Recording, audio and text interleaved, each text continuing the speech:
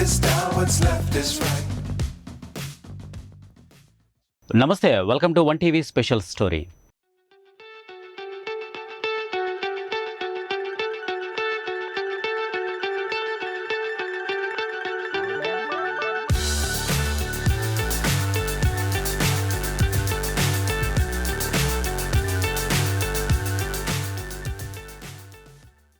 సంకల్ప బలం, సారథ్యం, సన్నిహిత్యం, అన్నింటికీ మించి ఆత్మ పరిశీలన, ఆత్మ నిబ్బరం, మనోధైర్యం, మాట తప్పని నైజం, మడమ తిప్పని యాటిట్యూడ్, ఇవన్నీ కలగలిపితే ప్రస్తుతం పోతపోసిన సీఎం రేవంత్ రెడ్డి.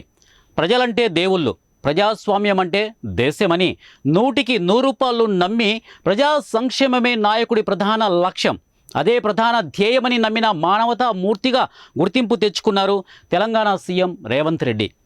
గతంలో జరిగిన మంచి చెడులపై విశ్లేషణలతో పాటు చెడును చీల్చి చెండాడిన రేవంత్ రెడ్డి రాజకీయాలపై పూర్తి పట్టు, అవగాహనను సాధించారా? ఇప్పటికే A to Zలను రాజకీయాల్లో అవపోసన పట్టిన రేవంత్ ఇంకా నేర్చుకోవాల్సింది ఏమైనా ఉందా? నిజానికి చంద్రబాబు సహచర్యమే తనను ఇంత వాడిని చేసిందని చెబుతున్న రేవంత్ ఆది నుంచే తన ప్రత్యర్థి కేసీఆర్ పైన, ఆ పార్టీ ప్రముఖ నేతలు కేటీఆర్, హరీష్ రావుల పైన, ఇంకా చెప్పాలంటే బీఆర్ఎస్ పార్టీ విధి విధానాలపైన ప్రత్యక్ష యుద్ధాన్ని ప్రకటించారు. అదేదో సామెత చెప్పినట్టు తాడి తల అనే పదానికి సరైన అర్థం రేవంత్ రెడ్డేనేమో. అదే మాట మరో విధంగా చెప్పాలంటే కొండను ఢీ కొట్టగలరేమో కానీ కేసీఆర్ను మాత్రం ఢీ కొట్టడం అసంభవం అనుకున్న వాళ్లకు రేవంత్ రెడ్డి కరెక్ట్ డాష్ అని నిరూపించారు. ఆయన చేసిన శబదాన్ని నిజం చేసి wow Revanth Reddy, that is Revanth Reddy అని అనిపించుకున్నారు. అలుపెరగని పోరాటం, అంది వచ్చిన అవకాశాలు, తన ఆశయ సాధనకు అందలం వేసిన వైనం, నాయకులం కాదు సేవకులం అనే సరికొత్త స్లోగన్కు అర్థాన్నిచ్చిన సీఎం రేవంత్ రెడ్డి 30 రోజుల పరిపాలనపై ప్రత్యేక కథనం. పోరు నష్టం పొందు లాభం, ఇది ఆనాటి సామెత. ప్రస్తుత పరిస్థితులకు ఇది మాత్రం పూర్తిగా విరుద్ధం. అందులోనూ రాజకీయాల్లో అస్సలు పనిచేయదు. ఎందుకంటే పోరుబాట పడితేనే ప్రత్యర్థి వర్గం ఆగడాలకు అవి బ్రేకుల్లా పనిచేస్తాయంటారు రేవంత్ రెడ్డి. నిజమే మరి. ఏకఛత్రాధిపత్యంగా తాను అన్నదే వేదం, చేసిందే చట్టం అనే పంథాను కొనసాగించే బీఆర్ఎస్ను గాడిలో పెట్టాలంటే ఆ మాత్రం డోసు ఉండాల్సిందే అనేది రేవంత్ రెడ్డి అభిప్రాయంగా కనపడుతోంది. కేసీఆర్ కిట్ నుంచి మొదలు పెడితే కాళేశ్వరం ప్రాజెక్టు వరకు వందల వేల కోట్ల రూపాయలు ఆ పార్టీ నేతల జోబుల్లోకి వెళ్లిపోయాయని ఆరోపించిన రేవంత్ రెడ్డి వాటిని నిరూపించే అవకాశం వచ్చిందంటున్నారు. ఆ పార్టీలోని విధి విధానాలు ప్రజలకు నచ్చకనే ఎదిగే కొద్దీ ఒదిగి ఉండాలనే మాటకు చక్కని ఉదాహరణే రేవంత్ రెడ్డి.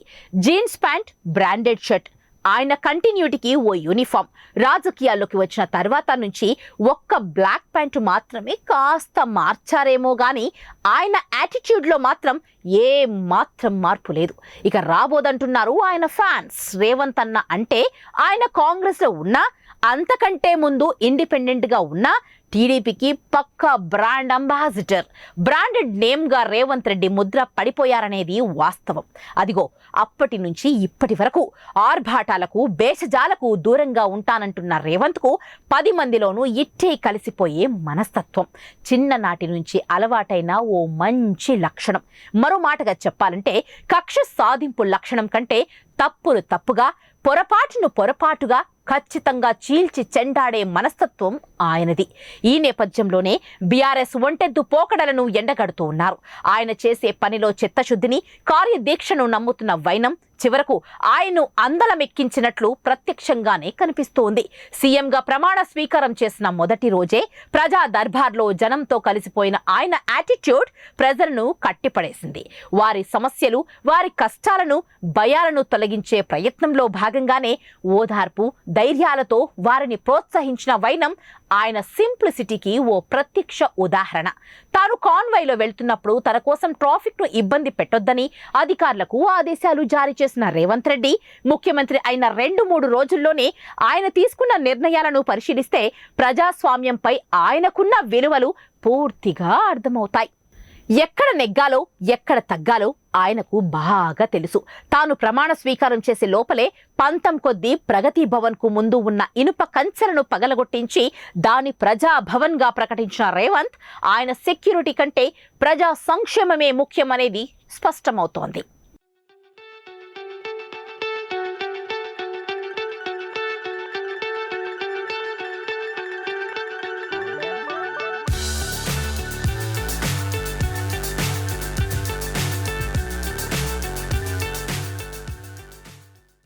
కాంగ్రెస్ అధికారంలోకి వస్తే దాన్ని ప్రజాభవన్ గా మారుస్తామని ఎన్నికల ప్రచారంలో ప్రకటించిన ఆయన సీఎం బాధ్యతలు స్వీకరిస్తున్న తొలి పదమే ఇనుప కంచెలు పగలగొట్టించి కార్యక్రమం ఆచరణకు శ్రీకారం చుట్టింది. ఆ తర్వాత మరో 3 రోజులకు ఆయన తీసుకున్న మరో నిర్ణయం ప్రజలను ఆశ్చర్యానికి గురిచేసింది. తుంటి ఎముక విరిగి ఆసుపత్రిలో అడ్మిట్ అయిన మాజీ సీఎం కేసీఆర్ ను పరామర్శించడానికి వెళ్లిన ఆయన నిర్ణయంతో యావత్ రాష్ట్ర ప్రజల నుంచి ఘనంగా ప్రశంసలు వెల్లువెత్తాయి. ఇది ఒక్కటే చాలు ఆయన యాటిట్యూడ్ వ్యక్తుల మీద కాదు, వారి ప్రవర్తన తీరు మీద అనడానికి ఓ చక్కని నిదర్శనం.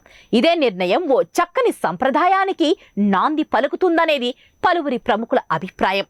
ఇక అసలు విషయానికొస్తే రాష్ట్రంలో వచ్చే ఆదాయం కంటే అమలు చేయలేని సంక్షేమ పథకాలను సైతం అప్పులు చేసి పథకాలు అమలు చేసిన బీఆర్ఎస్ ను తూర్పారబెట్టారు రేవంత్ రెడ్డి. ఈ నేపథ్యంలోనే 24 గంటల కరెంట్, కాళేశ్వరం ప్రాజెక్టులో భాగమైన మేడిగడ్డ బరాజ్ పిల్లర్లు కుంగిన ఘటనపైన ఆయన సీరియస్ గానే యాక్షన్ తీసుకున్నారు. ప్రాజెక్టు విషయంలో దాదాపుగా 1,00,000 కోట్లు బీఆర్ఎస్ అక్రమాలకు పాల్పడిందంటూ రేవంత్ సీరియస్ గానే ఆరోపించారు. దానిని నిరూపిస్తానంటూ అసెంబ్లీలో శపథం చేసిన రేవంత్ తగిన విధంగా ఈ అక్రమాలపై సిట్టింగ్ జడ్జితో విచారణ జరిపిస్తామని ప్రకటించారు. ఈ నేపథ్యంలోనే బేషిజాలకు పోకుండా రాష్ట్ర ప్రగతి కేంద్రం చేయూత అనే ఆలోచనతోనే ఆయన బీజేపీ రాష్ట్ర అధ్యక్షుడు కిషన్ రెడ్డి ద్వారా పీఎం మోదీని కలిసి పలు అభివృద్ధి కార్యక్రమాలకు సహకరించాల్సిందిగా కోరినట్లు తెలుస్తోంది.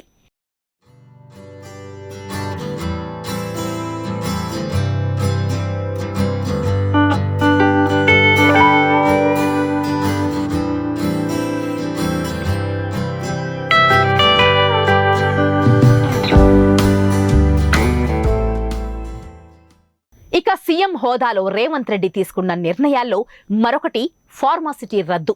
గత ప్రభుత్వం ఫార్మాసిటీ కోసం వేలాది ఎకరాల భూసేకరణ జరిపింది. ఫార్మాసిటీని రద్దు చేసి ఆ భూముల్లో మెగా టౌన్షిప్లు నిర్మిస్తామని రేవంత్ అధికారంలోకి వచ్చిన వారం రోజులకే ప్రకటించారు. అయితే కొన్ని ఫార్మాస్యూటికల్ కంపెనీలు ఇప్పటికే పరిశ్రమలు ప్రారంభించాయి. పైగా ఫార్మాసిటీని నమ్ముకొని అనేక రియల్ ఎస్టేట్ సంస్థలు కోట్లాది రూపాయల వ్యాపారం సాగిస్తూ ఉన్నాయి. ఫార్మాసిటీ రద్దయితే రియల్ ఎస్టేట్ రంగానికి తీరని నష్టం వాటిల్లుతుంది. దీనిని గ్రహించిన సీఎం రేవంత్ ఫార్మాసిటీని రద్దు చేయడం లేదని ఆ తర్వాత ప్రకటించారు. Outer ring road, regional ring road మధ్య ఫార్మాసిటీని విడతల వారీగా 0 కాలుష్యంతో క్లస్టర్లుగా ఏర్పాటు చేస్తామని అన్నారు. దాంతో మళ్లీ రియల్ ఎస్టేట్ రంగం ఊపందుకుంది. సీఎం రేవంత్ తీసుకున్న మరో నిర్ణయం పదవులు, నామినేటెడ్ పోస్టుల భర్తీ. ఈ పద్ధతిలోనూ ఆయన తన నిర్ణయాన్ని తెగేసి తేల్చి చెప్పేశారు. పదవులు, నామినేటెడ్ పోస్టుల భర్తీలో తన వాళ్లంటూ ఎవరు ఉండరని, తన అనుయాయులకు పదవులు ఇవ్వబోనని తెగేసి చెప్పారు. దీని ద్వారా పదవుల భర్తీలో అర్హతలకే పెద్దపీట వేస్తామని చెప్పకనే చెప్పారు. ఆక ప్రభుత్వ ఉద్యోగుల జీతాల చెల్లింపు విషయంలోనూ అలాంటి నిర్ణయమే తీసుకున్నారు. ఈ ప్రక్రియలో భాగంగా సక్రమ పద్ధతిలో పెట్టే విధంగా ఆయన తీసుకున్న నిర్ణయం పైన ప్రశంసలు వెల్లువెత్తుతూ ఉన్నాయి. గత కొంతకాలంగా సకాలంలో జీతాలు అందక ప్రభుత్వ ఉద్యోగులు, పెన్షనర్లు ఇబ్బంది పడుతున్నారు. కాంగ్రెస్ ప్రభుత్వం వచ్చిన మొదటి నెలలోనే జీతాల చెల్లింపును గాడిన పెట్టేందుకు ప్రయత్నాలు ప్రారంభిస్తామని సీఎం రేవంత్ రెడ్డి ఇచ్చిన హామీ ప్రకారం జనవరి నెల 1న ఇవ్వవలసిన జీతాల చెల్లింపును 4వ తేదీ నాటికే చెల్లించేశారు.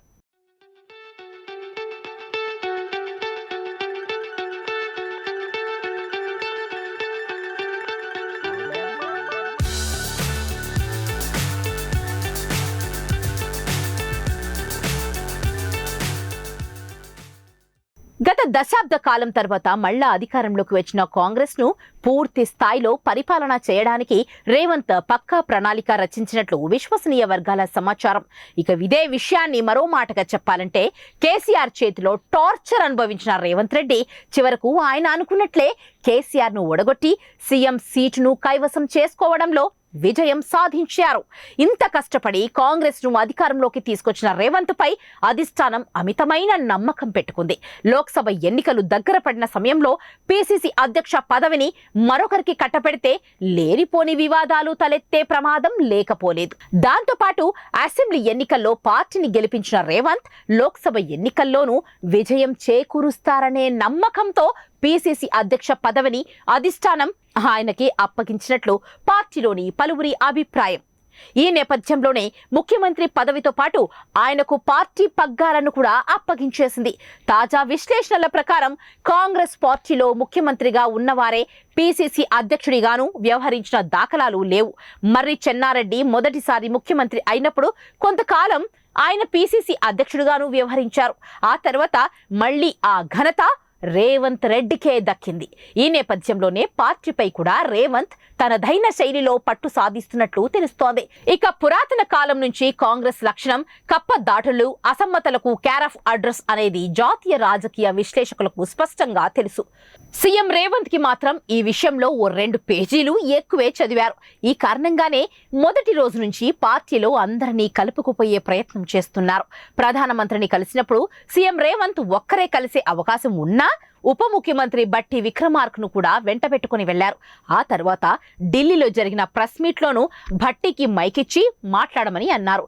ఈ ప్రయోగాన్నే కాంగ్రెస్ కు సరికొత్త సంప్రదాయంగా చెప్పొచ్చు. తాను ప్రధానితో ఏం మాట్లాడాలనే విషయమై పార్టీలో వదంతులు రేకెత్తకూడదని ముందు చూపుతోనే ఆయన అలా చేసినట్లు విశ్లేషకుల వివరణ.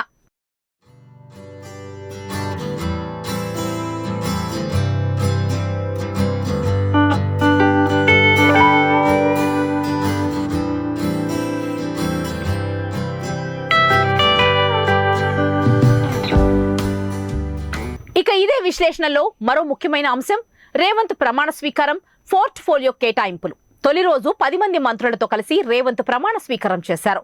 ఆ వెంటనే ఫలానా మంత్రికి ఫలానా పోర్ట్ఫోలియో కేటాయించారంటూ నెట్టింట వార్తలు హల్చల్ చేశాయి. నిజానికి ఇది కొందరు మంత్రుల అనుచరులు చేసిన నిర్వాకమని విశ్వసనీయ వర్గాల సమాచారం. ఇది ముందే గ్రహించిన రేవంత్ ఏ మంత్రులకు ఏ శాఖలు ఇవ్వాలో జాబితా తయారు చేసుకుని ఢిల్లీ అధిష్టానాన్ని సంప్రదించారు.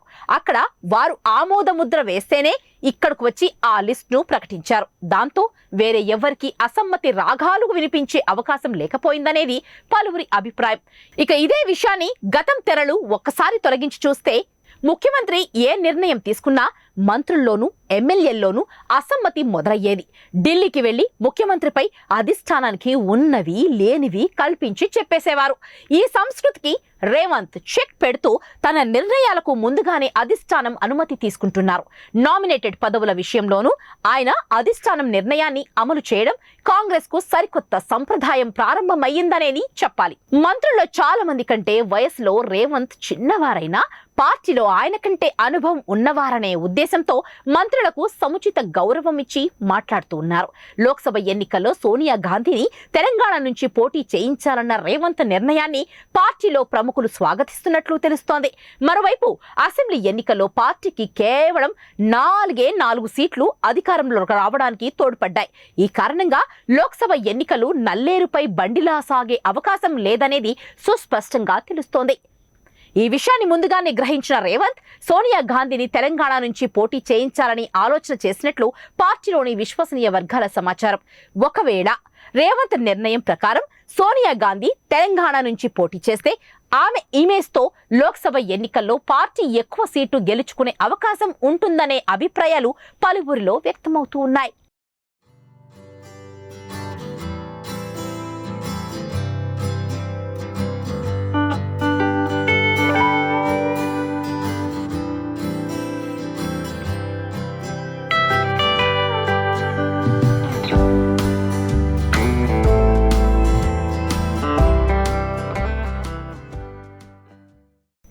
పార్టీ ప్రకటించిన సంక్షేమ పథకాల అమలు రేవంత్ ప్రభుత్వానికి ఒక సవాలనే చెప్పాలి. అప్పుల ఊబిలో కూరకపోయిన ప్రభుత్వం సంక్షేమ పథకాలకు నిధుల కేటాయింపు జరపడం కత్తి మీద సాములాంటిది. ఇదిలా ఉంటే కాంగ్రెస్ ప్రకటించిన 6 5 పథకాల అమలుకు తెల్ల రేషన్ కార్డును అర్హతగా నిర్ణయించడం మధ్యతరగతి ప్రజానికాన్ని నిరాశకు గురిచేసింది. ముఖ్యంగా మహిళలకు 2,500 రూపాయల ఆర్థిక సహాయం, 500 రూపాయలకే గ్యాస్ సిలిండర్ వంటి పథకాలు తమకు వర్తిస్తాయని మధ్య కుటుంబాలకు చెందిన మహిళా లోకం ఆశించింది. కానీ ఈ పథకాలు పొందాలంటే లబ్ధిదారులకు తెల్ల రేషన్ కార్డు ఉండాలని ప్రభుత్వం ప్రకటించడంతో నిజంగానే మధ్యతరగతి కుటుంబాలు కొంత షాక్కు గురయ్యాయి. ఈ నేపథ్యంలో అలాంటి వారికి సీఎం రేవంత్ ఎలా న్యాయం చేయగలరోనని చాలా మంది ఆసక్తిగా ఎదురుచూస్తూ ఉన్నారు. ఇక అర్హత ఉండి తెల్ల రేషన్ కార్డులు లేని వారికి కొత్తగా కార్డులు మంజూరు చేస్తామని ముఖ్యమంత్రి ప్రకటించడం కాస్త ఊరటను కలిగిస్తుంది. నా పేరు రూపేష్, కాటారం గ్రామం, మండలం కాటారం, డిస్ట్రిక్ట్ జయశంకర్, భూపాలపల్లి. నూతనంగా ఏర్పడిన కాంగ్రెస్ గవర్నమెంట్ 6 పథకాల గురించి ఏం జరుగుతుందో వివరించడానికి ముందుకొచ్చిన. కాంగ్రెస్ గవర్నమెంట్ ఏర్పడి ఒక మాసం ఏర్పడి ఒక మాసం అవుతుంది. అందులో కాంగ్రెస్ గవర్నమెంట్ 6 పథకాలను ప్రవేశపెట్టింది. అందులో ముఖ్యంగా 2 అమలు చేసే విధంగా ముందుకు వచ్చింది. అందులో ఒకటి ఉచిత ప్రయాణం అనేది బ్రహ్మాండంగా సాగింది. మహిళలు మునిపెన్నడూ లేని విధంగా బస్సులో ప్రయాణం చేసి కాంగ్రెస్ గవర్నమెంట్ని ప్రశంసిస్తుంది. అదేవిధంగా ఇంకొకటి ఆరోగ్యశ్రీ పథకం కింద ఇంతకుముందు 5 లక్షలు ఉంటే దాన్ని 10 లక్షలకు పెంపొందించింది. తెలంగాణ గవర్నమెంట్ కేసీఆర్ ప్రభుత్వంలో 5 లక్షల వరకు ఉంటే దాన్ని ఇప్పుడు ఆరోగ్యశ్రీ కింద 10 లక్షలకు పెంపు చేసింది. మిగతా ఉన్న 4 గ్యారంటీలు కూడా మునుముందు వచ్చి ఒక నెల సమయం పడుతుంది కాబట్టి అన్నిటినీ చేయడానికి ఇంకా మిగతా 4 గ్యారంటీలను కూడా ముందుకు తీసుకుపోవడానికి ఇంకా టైం ఉంది కాబట్టి ప్రజలు ఎవరు చింతించబడాల్సిన అవసరం లేదు. ఇంకా మిగతా 4 గ్యారంటీలు కూడా ముందు చేస్తారనే ఆశాభావం వ్యక్తం చేస్తున్నాం. రేవంత్ రెడ్డి ఆధ్వర్యంలో అదేవిధంగా కాంగ్రెస్ ప్రభుత్వంలో మేము అన్ని 6 గ్యారంటీలు అమలు అవుతాయనే ఆశాభావం వ్యక్తం చేస్తున్నాము. మిగతా 4 గ్యారంటీలు కూడా తొందరగా ప్రజలకు చేరువ చేసే విధంగా కాంగ్రెస్ గవర్నమెంట్ ముందుకు తీసుకుపోవాల్సిందిగా కోరుచున్నాం. ఇక సంక్షేమ పథకాల్లో మరో ముఖ్యమైన విషయం ఆర్టీసీలో మహిళల ఫ్రీ జర్నీ. తెలంగాణ ఆర్టీసీలో మహిళలకు 0 టికెట్ ఆఫర్ ఇవ్వడంతో పాటు దానికి ఆధార్ కార్డు లింక్ పెట్టడం ఓ ఐడెంటిఫికేషన్ కు గుర్తుగానే చెప్పొచ్చు. రాష్ట్రం మొత్తం మీద ఏసీ లగ్జరీ బస్సులు తప్ప వేరే ఏ బస్సులు ఎక్కినా ఫ్రీ జర్నీగా ప్రకటించిన రేవంత్ ప్రభుత్వం మరికొన్ని సవాళ్లను ఎదుర్కొంటోంది. సీఎం రేవంత్ రెడ్డి ఇచ్చిన ఫ్రీ జర్నీలో అన్ని చోట్ల నుంచి ఎక్స్ప్రెస్ బస్సులు అందుబాటులో లేకపోవడం లేదా ఎంజీబీఎస్ లాంటి ప్రముఖ బస్ స్టేషన్ల నుంచి కనెక్టివిటీ లేకపోవడం ప్రయాణికులను తీవ్ర నిరాశకు గురిచేస్తోంది. మరోవైపు మరికొన్ని చోట్ల సాయంత్రం 7 గంటలకే క్లోజ్ అయిపోవడం లాంటి పరిణామాలు మహిళా ప్రయాణికులను తీవ్ర ఇబ్బందులకు గురిచేస్తూ ఉన్నట్లు తెలుస్తోంది. ఇక 0 టికెట్ విషయంలో మరో ప్రాబ్లం కూడా తెర మీదకు వచ్చింది. మహిళలకు ఫ్రీ టికెట్ ఇవ్వడంతో అటు మెట్రో రైలు ఆదాయం మీద కూడా ఎఫెక్ట్ చూపిస్తున్నట్లు అధికార వర్గాల సమాచారం. మరోవైపు ఇటు ఆటో రిక్షా కార్మికులకు కూడా ఆదాయం పడిపోయి తీవ్ర ఇబ్బందులను ఎదుర్కొంటున్నామంటూ వారు నిరసన బాట పట్టారు. ఈ నేపథ్యంలోనే సీఎం రేవంత్ రెడ్డి వారిని దృష్టిలో ఉంచుకొని ఆటో వాళ్ళ కార్మికులకు తగిన విధంగా న్యాయం చేస్తామంటూ హామీ ఇచ్చారు. మరోవైపు ఆర్టీసీ ప్రయాణాల్లో పురుషుల సీట్లను సైతం మహిళలు ఆక్రమించుకోవడంతో పురుషులు తీవ్ర ఇబ్బందులకు గురవుతున్నట్లు ఆవేదన వ్యక్తం చేస్తూ ఉన్నారు. మరోవైపు సీట్ల కోసం గిల్లి కజ్జాలు పెట్టుకోవడం బస్ ప్రయాణికుల్లో తీవ్ర తలనొప్పిగా తయారైంది. बस की यात्रा मुफ्त में मिलेगी। कांग्रेस पार्टी की सरकार आएगी तो तेलंगाना की महिलाएं मुफ्त में बस में घूमेंगी। ఈ నెల రోజులలో ఈ 6 గ్యారెంటీల ఈ 5 ఒక గ్యారెంటీ మా ఆటోలది అయిపోయిన తర్వాత ఒక 5 గ్యారెంటీలు మాత్రం హామీ మీరు చేస్తారని మాకు నమ్మకం ఉన్నది. కానీ ఈ బస్సు ఫ్రీ పెట్టే వరకు ఈ దాంట్లో అదొక్కటి పెట్టకుండా ఒక నెలకో 15 రోజులకో 6 నెలలకు పెట్టి గ్యాస్ 500 ఇస్తే మాత్రం గ్యాస్కి ఇస్తే మాత్రం పేదోళ్ళు బతుకుదురు. మీరు మంచిగా చేసిండ్రు, ఆరోగ్యశ్రీ ఇచ్చిండ్రు 6 నెలల ఒక ఎక్కంగానే ఆరోగ్యశ్రీ ఇచ్చిండ్రు. కానీ పేదోళ్ళు అయ్యాలా మీకు మొక్కుతారు, కానీ అట్లనే మొక్కుదురు. కానీ గ్యాస్కి ఇస్తే 500 గ్యాస్ ఇస్తే చాలా మంచిగా ఉండయ్యా, మీ 6 గ్యారెంటీలు మేము ఒప్పుకుంటున్నాం. కానీ ఒక గ్యారెంటీ ఇది మాది ఫ్రీ తీసేసి ఈ 6 గ్యారెంటీల ఇంకొకటి తొందరగా ఇవ్వండి. ఒక 5-6 రోజులలో ఒక 10 రోజుల లోపల 500 గ్యాస్ మాత్రం మీరు దయచేసి ఇయ్యండి. మాకు సూసైడ్ బియ్యం అత్తానయ్యి అవి తినుకుంటా ఈ గ్యాస్ మీద అండుకుంటా ఉంటారు. మేము ఇప్పుడు అయితే కట్టెలైతే తెచ్చేటట్లేదు. కట్టె ఫారెస్టులు కొడతారు అడిపోతే మళ్ళీ ఏంటంటే మా ఆడోళ్ళు అండమంటారు దాంట్లో మీద కట్టల మీద. ఈ 1000 రూపాయలు మా ఆటోలలో ఇప్పుడు మొత్తానికి వెళ్తలేవు. ఇప్పుడు మేము పోయేస్తే 200 వస్తే 100 రూపాయలు డీజిల్ పోతే 100 రూపాయలు మిగులుతాయి. వెళ్ళేటి 2 ట్రిప్పులు. అంతకుముందు మాకు 1000 రూపాయలు వచ్చేది. ఎట్లా 2 ట్రిప్పులు కొడితే ట్రిప్కు 500 చొప్పున 1000 రూపాయలు వచ్చేది. 1000 రూపాయల 200 డీజిల్కు పోయినా, 300 డీజిల్కి పోయినా, 200 ఖర్చులు పోయినా మాకు పిల్లగాళ్ళ ఫీజులకు, మరి మా తిండికి, కూరగాయలకు, కరెంటు బిల్లుకు, ఇల్లు కిరాయా అయ్యా. నేనైతే ఇల్లు కిరాయా అక్కడికక్కడికి మాకు రోజు 1000 రూపాయలు సంపాదించి అక్కడికక్కడికి. ఇక రాష్ట్ర ప్రభుత్వం అమలు చేసే సంక్షేమ పథకాలు అర్హులైన అందరికీ, అన్ని వర్గాల వారికి ఖచ్చితంగా అదేవిధంగా పూర్తి చర్యలు చేపట్టాలంటూ ప్రజా సూచనలు ప్రభుత్వానికి వెల్లువెత్తుతూ ఉన్నాయి. గత బీఆర్ఎస్ లో నెలకొన్న లోపాలు, డబుల్ బెడ్రూమ్లు, 3 ఎకరాల భూ పంపకాలు, దళిత బంధువు లాంటి సంక్షేమ పథకాలు ఎవరికి, ఎంతమందికి అర్హులైన వారికి చేరాయో అర్థం కాని స్థితిలో పలు విమర్శలు వెల్లువెత్తుతున్నాయి. ఈ నేపథ్యంలో ప్రస్తుతం రేవంత్ రెడ్డి ప్రభుత్వంపై అలాంటి విమర్శలు వెల్లవెత్తకూడదనేది పలువురి కాంగ్రెస్ అభిమానుల అభిప్రాయం. ఈ నేపథ్యంలో రేవంత్ రెడ్డి తీసుకునే నిర్ణయాలు ప్రజారజకంగా ఉండాలనేది ప్రజా అభిప్రాయం. గృహలక్ష్మి ఇవ్వాలి. మాకు ఇక్కడ చేతలు ముడతలు వచ్చిపోయినాయి, సత్తానాయి.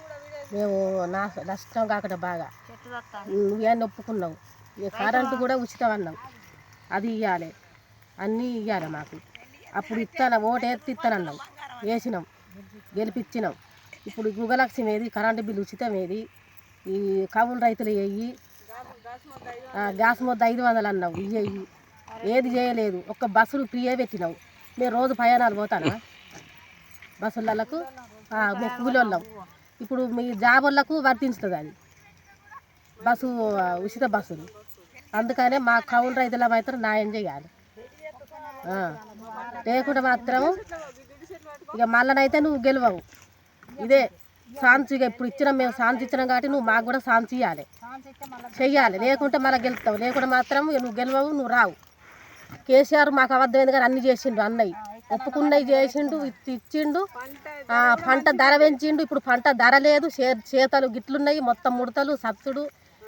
ఏం చేసినావు నువ్వు? ఇప్పుడు ఇత్తనన్నవి మాత్రం ఇవ్వాలి. ఇవ్వకుండా మాత్రం ఇక నువ్వు గెలిచేది లేదు, చేసేది లేదు. పంట ధర ఏం పెంచలే. పంట ధర నిరుడు మంచిగా ఉంటే రేటు, ఏడు రేటే లేదు. కూలీలు 300 కైకిలి.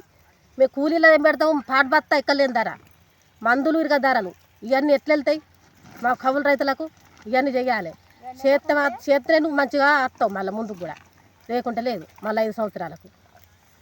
చివరిగా మరో విషయాన్ని కూడా మనం గుర్తు చేసుకోవాలి. గత ప్రభుత్వంలో కేసీఆర్ ప్రవేశపెట్టిన కొన్ని సంక్షేమ పథకాలు ప్రజలకు మేలు చేశాయనే వాదనలు బలంగానే వినిపిస్తున్న నేపథ్యంలో పేద మధ్యతరగతి కుటుంబాలకు ఉచిత నీటి సరఫరా, 24 గంటల కరెంట్, కేసీఆర్ కిట్, షాదీ ముబారక్, రైతు బంధు, దళిత బంధు లాంటి పథకాలను కొనసాగిస్తే మరింత మేలు చేసిన వారవుతారనేది ప్రజాభిప్రాయం. అయితే గత ప్రభుత్వం ప్రవేశపెట్టిన ప్రజారంజకమైన సంక్షేమ పథకాలను గుర్తించి వాటిని యథావిధంగా గాని లేదా మరింత మెరుగైన మార్పులతో గాని కొనసాగిస్తే అద్భుతంగా ఉంటుందనేది అభిప్రాయాలు పలువురు నుంచి వ్యక్తమవుతూ ఉన్నాయి. కాకపోతే పేరు ఏదైనా పథకాల తీరు ఒకటే అనే తీరు మాత్రం అటు ప్రజలు ఇటు నేతలు కూడా మర్చిపోకూడదనేది సర్వత్రా అర్థం చేసుకోవాల్సిన మరో ముఖ్యాంశం. మొగోళ్ళం ఆడోళ్ళం బొక్కలు ముక్కలు చేసుకున్నాం. మేము ఎట్లా బతుకుతాం? మాకు రుణమాఫీ, కూలీలు కూడా బతకట్లేదు. మా పంట లేదు, వాళ్ళు ఎట్లా బతుకుతారు? అందరికి ఇవ్వాలి నువ్వే. మాకు ఏ కష్టాలే ఉన్నాయి. తోటలు మంచిగా లేవు, మా తోటలలో ఏమీ లేదు. రైతు బంద్ అయ్యి ఏం చేస్తావో నీకే ఎరక. మరి మిమ్మల్ని అయితే నమ్మి ఓటేసినాం అందరం. జనాలు బాగా తిప్పలు ఉన్నాయి. కాంగ్రెస్ ప్రభుత్వం కొలువుదీరి 30 రోజులు పూర్తయిన సందర్భంగా అటు కాంగ్రెస్ నేతలతో పాటు ఇటు అభిమానుల్లోనూ పండగ వాతావరణం నెలకొంది. ఈ నెల రోజుల్లోనే పాలనలో తెలంగాణ కొత్త సర్కార్ పరిపాలనలో సరికొత్త మార్కు కనిపిస్తున్నట్లు పబ్లిక్ టాక్. సీఎంగా బాధ్యతలు చేపట్టిన తొలి రోజు నుంచే రేవంత్ రెడ్డి పాలనలో మార్పు తెచ్చారనే అభిప్రాయాలు పలువురిలో వ్యక్తమవుతున్నాయి. ఇక దానితో పాటు సెక్రటరియేట్లో వరుస రివ్యూలు చేస్తున్నట్టు తెలుస్తోంది. మరోవైపు మంత్రులు కూడా తమ శాఖలపై సమీక్షల్లో పాల్గొంటున్నారు. అధికారులు స్వేచ్ఛగా పనులు చేసుకుంటున్నట్లు అధికారిక వర్గాల సమాచారం. ఈ నేపథ్యంలో డిప్యూటీ సీఎం అంటే కేవలం రబ్బర్ స్టాంపు మాత్రమే అనే అర్థానికి వ్యతిరేకంగా రేవంత్ రెడ్డి ఆ పదవికి కూడా వన్నె తెచ్చినట్లు పబ్లిక్ టాక్.